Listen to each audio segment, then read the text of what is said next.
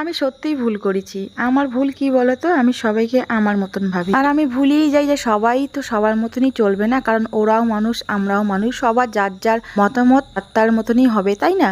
তো বন্ধুরা, শুভ সকাল জানিয়ে আজকে ব্লগটা শুরু করলাম। সকালে ঘুম থেকে ওঠার পর আমার রান্নাঘর পরিষ্কার করে নিয়ে ঝাড়ু দেওয়া দিয়ে এখন আমি বাসনগুলো মাজতে বসেছি। আর কলে পারে তো রোদ উঠে জানোই, এই সময়টা একটু ছায়া আছে, কিন্তু যতই বেলা হবে ততই না বেশি রোদ পড়ে। তো কি করব, কিছু করার নেই। আর আমার কি বলতো, এতটাই কষ্ট হচ্ছে না, আমার কলেপারটা মানে ঘর থেকে আমার এতটাই দূরে, সত্যি কাজ করতে খুব কষ্ট হয়ে যায়। কিন্তু কি বলতো, কিছু কিছু কষ্ট না মুখ বুঝে সহ্য করতে হয়, কিন্তু ভাবি কতদিন আর করবো বলতো, কিন্তু যতদিন জীবন আছে করতেই হবে। এই যুগে দাঁড়িয়ে এতটা কষ্ট আমার মনে হয় বেশিরভাগ মানুষই করে না, কারণ এই যুগটা যেমন পড়ছে, যুগ যাচ্ছে দিন যাচ্ছে সবকিছু উন্নত হচ্ছে, মানে আগের যুগে কেউ পড়ে নেই, এখন কে কদিন না খেয়ে থাকে বলতো। আর এখন মানুষ পুজোতে 4-5টা করে ড্রেস কেনে, আগে আমরা পুজোর মধ্যে একটাও পেতাম না বছরে। তো এখনকার দিন আগেরকার দিন একদম অন্যরকম। আগেরকার বাবা মায়েরাও অত দেখে শুনে মেয়েকে বিয়ে দিত না, একটা ভালো ছেলে দেখতো বা কিছু একটা টুকটাক কাজ করতো, তাহলেই তোর বিয়ে হয়ে যেত। তবে এখন কিন্তু সত্যি মেয়ে খুঁজে পাওয়া খুব মুশকিল। ছেলের সবকিছু থেকেও, ছেলের ভালো কাজকর্ম থেকেও কিন্তু এখন বিয়ের জন্য পাত্রী খুঁজে পাওয়া যায় না। এটা তো হওয়ারই কথা, কারণ আমাদের সমাজে সবসময় ছেলেরই বেশি গুরুত্ব, মেয়েদের গুরুত্ব নেই। সবাই ছেলে সন্তান চায়, তাহলে মেয়েরা কোথা থেকে আসে বলতো? তবে বিয়ের পর আমি অনেক কিছুই বুঝতে শিখেছি। কি বলতো, সবাই স্বার্থ নিয়ে চলে, স্বার্থ ছাড়া কেউ এগোও না। যখন রাত্রি হয় না, তখন ভাবি সকাল হলে আমি এই কাজগুলো কিভাবে করব। সত্যি মাঝে মাঝে যখন শরীরটা খুব খারাপ করে, তখন ভাবি যে আজকে থাক, কিন্তু কিছু তো করার নেই, সংসারে করতেই হবে। তো মানে সব থেকে কি সমস্যা বলো তো, আমার কলেপারটা দূরে দেখে, সেই কত দূরে আমাকে সব কাজ করার জন্য আসতে হয়।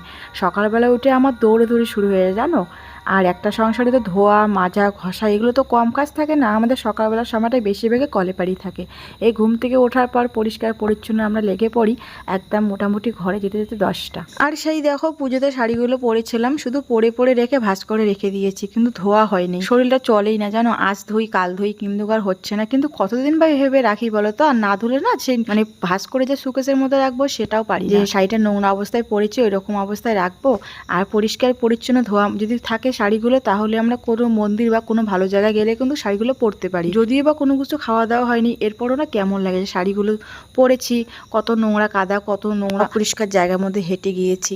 এই জন্য দেখো আজকে 3টা শাড়ি ধুয়ে দিচ্ছি। আমার অনেকগুলো শাড়ি যেন ধোয়া এখনো হয়নি, বাকি আছে, সেগুলো আস্তে আস্তে ধুবো। তবে অবশ্য এই শাড়িগুলো তো সেরকম ধোয়ার শাড়ি না, না একটুখানি দেখো সার্ফের জল দিয়ে এখন খালি চুবিয়ে আমি তুলে দিলাম। তবে অবশ্য আজকের আকাশটা একদমই ঠিকঠাক আছে, দেখো মানে হালকা রোদ্রু। এই রোদ্রুটা কি বলতো, জামা কাপড়ে শুকোবে, কিন্তু জামা কাপড়গুলো বারবার এসে আমাকে উল্টে বা সরিয়ে রাখতে হবে না। সকালের সময়টা এমনিতে কাজ করে ঘরে ফিরতে ফিরতে অনেকটাই দেরি হয়ে যায়, তার মধ্যে আজকে দেখো এই ধোয়া ধুয়ে কাছাকাছির পাল্লায় পড়েছি। তা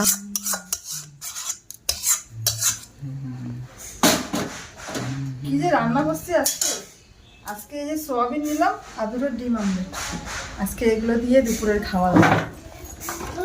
এই দেখো ডিম আমলেট করেছি আর সোয়াবিন তরকারি,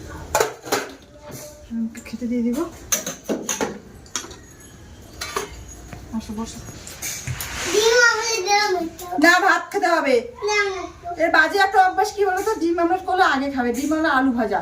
আমি বলছি না ভাত দিয়ে খাবে, ভাত ভাত দিব তোমাকে, ভাত দিয়ে খাবে। এই পড়ে যাবে বলছি না, পড়ে যাবে। আমার ছেলের একটা অভ্যাস কি বলতো, যখন আমি আলু ভাজা করবো আর ডিম আমলেট করব, ও কিন্তু মানে কোথায় থাকে ও দৌড়ে আসবে, এসেই বলবে মা কি রান্না করছো।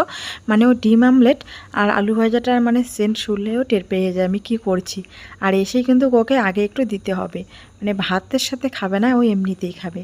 দেখো ওকে ডিম আমলেট দিয়েছি আর এদিকে ওকে ভাত খেতে দিয়েছি। আজকে এই যে মানে কয়েকদিন থেকে এটাই হচ্ছে জানো, মানে এক তরকারি ভাত এক তরকারি ভাত, মানে বাজার করার সময়টাও পাচ্ছে না, আর মানে হচ্ছেই না। তো দেখো কালকেও করেছি সোয়াবিন ডিম আমলেট, আজকেও কিন্তু সোয়াবিন, আজকে তো নিরামিষ খেয়েছি। আর ওদেরকে খেতে দিয়ে এদিকে আমি রান্নাঘরটা পরিষ্কার করে নিচ্ছি। মানে এখন কি বলতো, একটু ভালো সুবিধা হয়েছে আমার ডাইনিং টেবিলটা নিয়ে, মানে খাওয়া দাওয়ার ঝামেলাগুলো না পাকাতে আর নিতে হয় না, এখন ডাইনিং টেবিল দিয়ে হয়ে যায়। তো দেখো এখন কিন্তু পুচকাকেও মানে ছেলেকেও মাঝে মাঝে বলি বাবা তুমি তোমার পাপার সাথে খাও, ওখানেও কিন্তু মাঝে সাঝে খায়, কিন্তু আমার ছেলে বেশিরভাগে না মোবাইল দেখে খায়, তো নিচে ভালোবাসে, নিচে বসে খেতেই ভালোবাসে।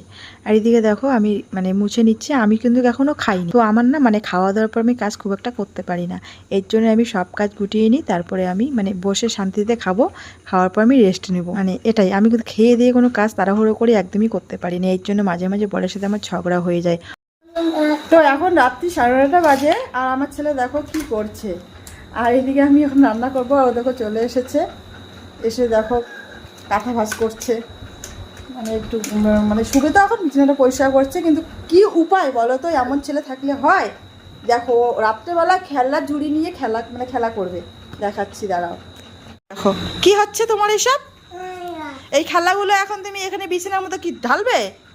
একদম ঢালবে না, না না, এই বিছানা পরিষ্কার হবে, শুভ এখন আমরা।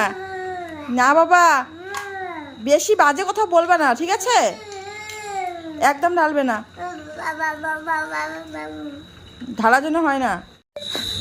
আর এদিকে দেখো ভাত তো দিনের বেলায় আছেই, আর এখানে দেখো আমি একটু যে আলু ভাজবো, ওই জন্য কড়াই বসিয়ে দিয়েছি, একটু আলু ভাজবো। দিনের বেলা আলু সয়াবিনের তরকারি করেছি, আর ডিম আমলেট করেছি।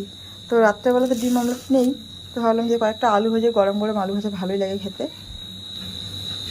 তো অনেক ভয়ে ভয়ে রান্না করেছি, কারণ আমার গ্যাসটা যে কবে শেষ হবে জানি না, মানে এর মধ্যেই শেষ হবে।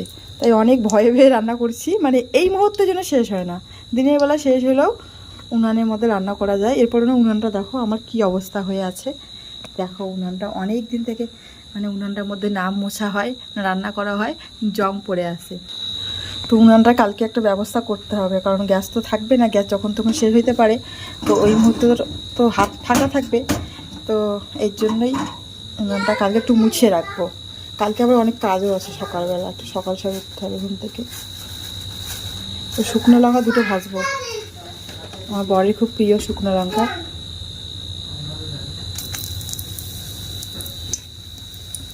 ভালোবাসে।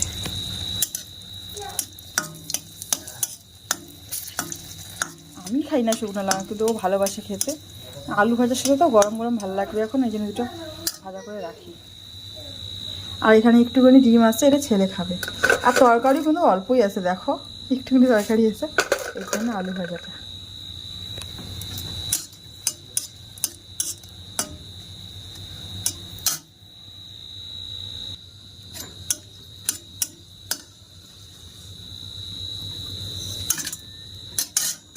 দেখো শুকনো লঙ্কা ভাজা।